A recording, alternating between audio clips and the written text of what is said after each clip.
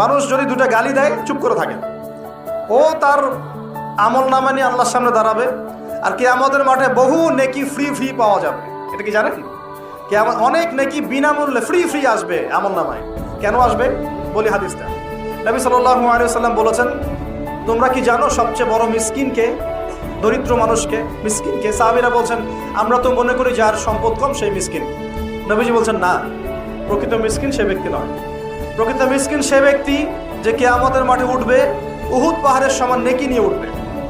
উহুদ পাহাড় দেখেছেন তো? বিশাল পাহাড়।